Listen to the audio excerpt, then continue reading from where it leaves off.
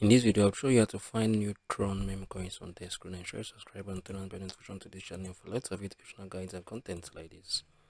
Now, this is what you're going to do. Once you are in your Dexscreener, right, you're going to look for the Tron. So this is the Tron. I'm going to click on it. There's the Tron tab. Wait for it to open. And I want to show you how you can find the new Tron Memecoins here on Dexscreener. And I'm going to click on these gainers, right? Once I click on these gainers, wait for it to open. You can see, I think they're just too late to tokens that has been launched here for the past 24 hours, right? This one has $9 million market. This one has this one has $10,000 market cap.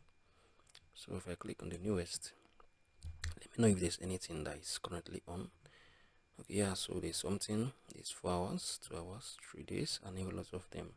So this is how you can find new Tron meme coins on Dexscreener. If you find this video helpful, please share this video in the comment section. I'm going to see you guys in the very next one.